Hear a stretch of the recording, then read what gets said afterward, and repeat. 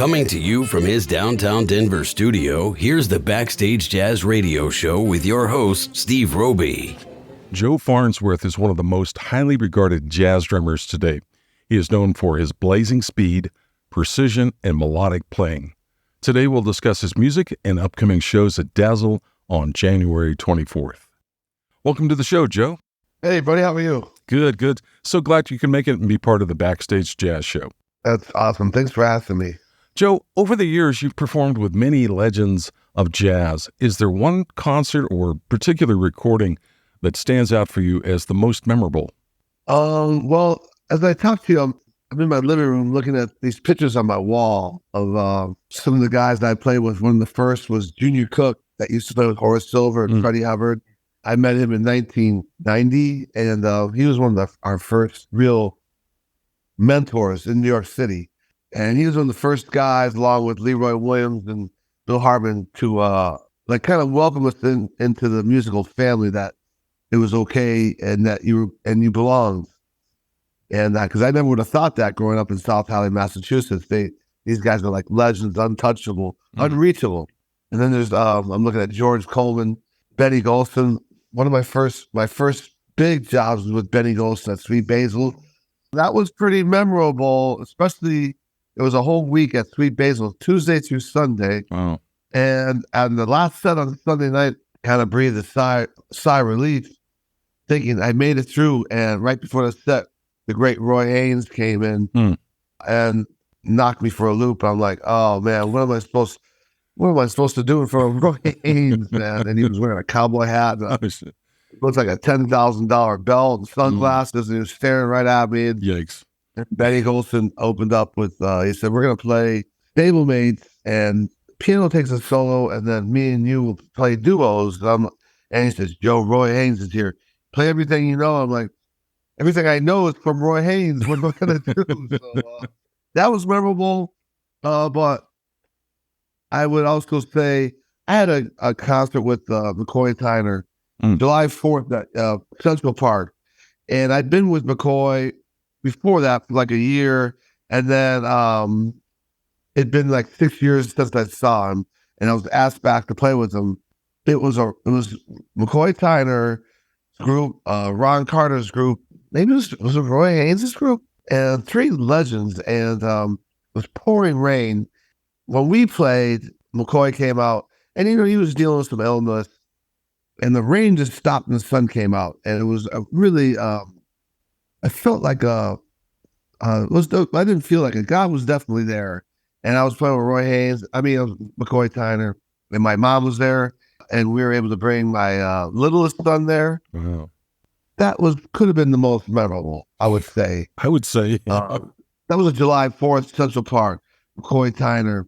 And, he's battling some illnesses, and he still got out there. And McCoy was it was a great gig for a drummer. It's a real drummer's gig, because he'd stare at you when you'd play. And I'm looking at him, and he's looking at me, and I'm like, oh my God, that's McCoy Tyner. Does he hate me? Does he think I'm a joke? Does he like me?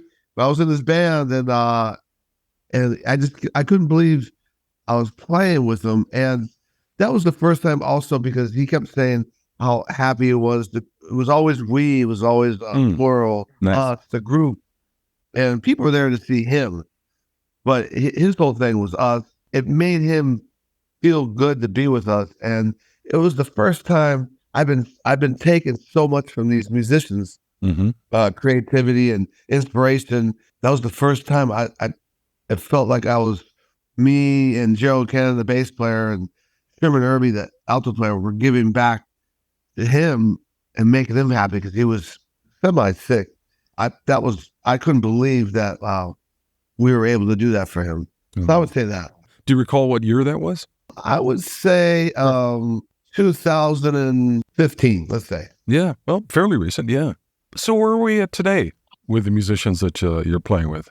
A lot of those guys, like before COVID, they passed away. Before that, there was Billy Higgins and Cedar Walton. When they passed away, that was huge for me, because when I got to New York City, that was the school I wanted to go to, the University of Cedar Walton and Billy Higgins, and also George Coleman. fortunately, George is still with us. Billy passed. Peter passed. Another person I played with forever for 16 years, Pharoah Sanders, he passed. And then one of our great mentors, and first I played with in my lifetime, Harold Mabern, he passed. And it was just such a loss. And even though I was maybe 50 before COVID, I was 50 years old, I was still felt like a student because I was still following them and playing for them. And they're all gone. And then COVID happened, everything's shut down. And it gave me a chance to kind of change what I was doing and try to, and basically grow up, Steve. Sounds weird, but I had to grow up and I had to stop being that little student and kind of become like, not a mentor, but like an older statesman and present the music I'm hearing. I could play McCoy Tyner stuff and Harold Mabern stuff, but now I had to present that on my own. And I knew like Art Blakey and those guys that I had to find the young musician, what's happening today. And I had to start being more in the now, in the present. And I've been, for the last few years, there's few places that allow me to hire some of the young stars of New York City. And so it's great to bring that old school, like university that I went through, the training, and to bring it to 2024. And that's why I'm very happy to present. I met one of those people. Her name is Sarah Hanahan, alto player. Right. And she has that same light that these guys had, McCoy and Pharoah. And she has that same energy and that feeling. And when I met her, it was like a grace from God to have her.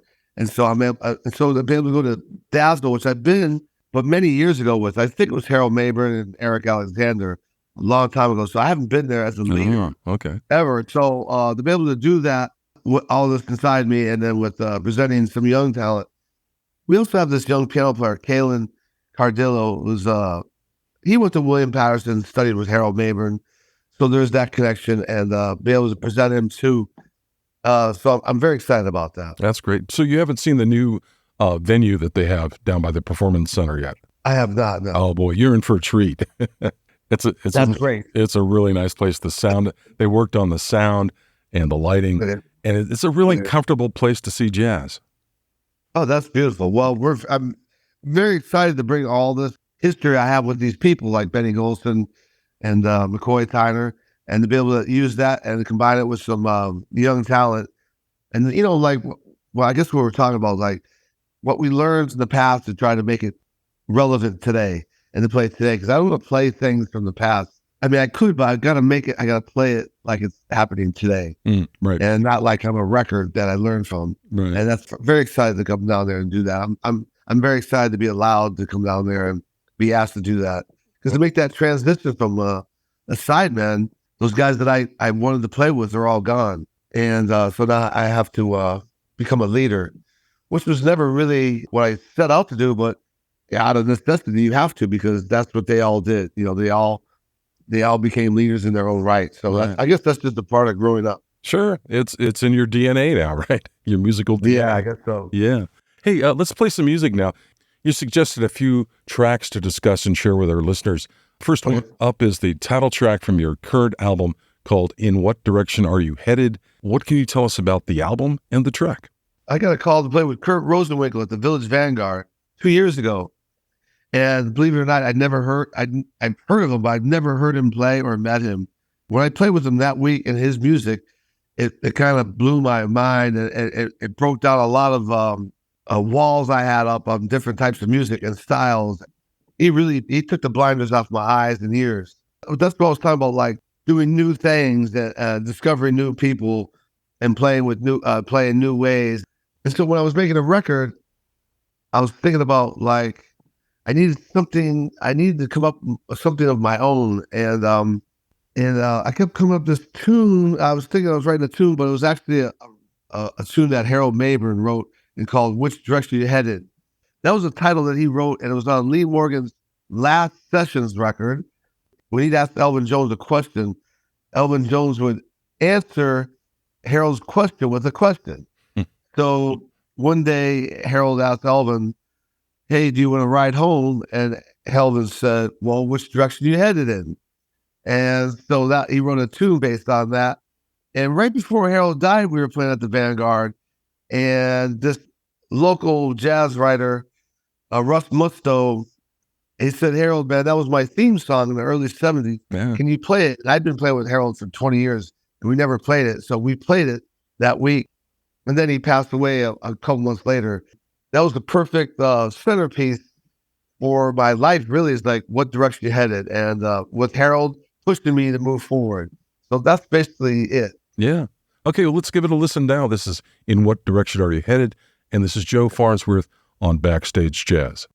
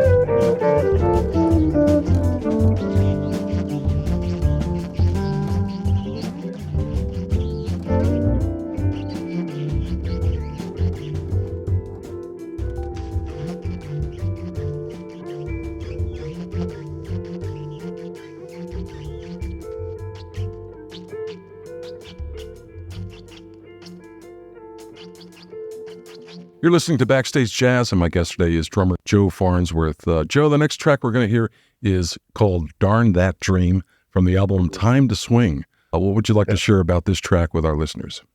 Early in my career in New York City, I got a call to play with Wynton Marsalis at the House of Tribes, and we made a record. They actually came out with a record called The House of Tribes, a live little date. It was like a fundraiser at East Village. And the record is phenomenal, man. I just heard it again, listening with Emmett Cohen a couple weeks ago. I can't believe how great Wynton played. Anyways, we almost became like brothers that very moment. We had this energy, and our swing was like really together. Mm-hmm. My ride cymbal and the way he played the trumpet. And we became brothers right then. And of course, he went his own way, and I went my own way after that, but we always kind of maintained a little contact.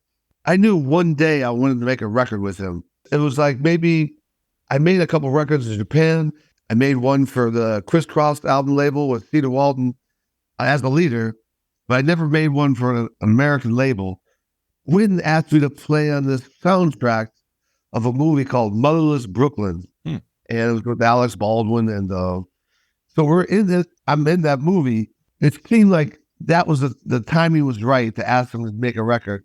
And I was like a little nervous, but I asked him if I wanted that. I wanted, some people write music, Steve, but me, I'm more like, I think more of the person I want to be with, and the person I want to document with. Like when I make that first record, I want Wynton to be there, and he said, of course, and of course, Smoke Sessions with obviously wanted Wynton on their label, and they said yes. For the premiere of the movie party, he played Stardust, and you could, man, I never heard a guy command the room as much as he did that night, and just playing the most beautiful ballad. I mean, Wynton Marsalis, he's like educator, all this stuff, and promoter and teacher, and and has the orchestra and just all these things. But sometimes people forget just how great of a trumpet player he is, and just the sound. And so I wanted to make a record date, and I wanted him to play a ballad, and that's the ballad he chose. All right. Well, let's listen to it now. It's called Darn That Dream, and this is Joe Farnsworth on Backstage Jazz.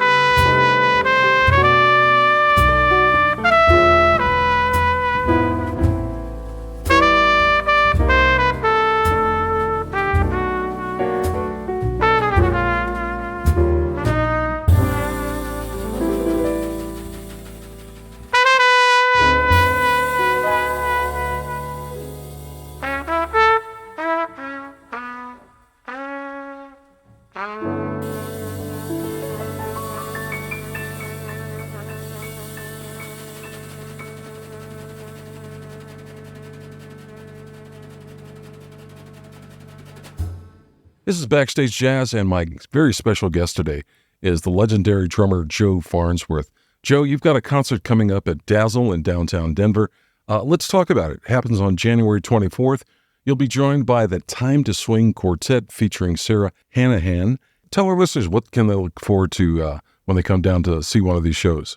We're bringing another great Sarah Hanahan, who's a young rising star on alto. I'm also bringing Kaylin Cardello, who used to study with Harold Mabern, young rising star on piano.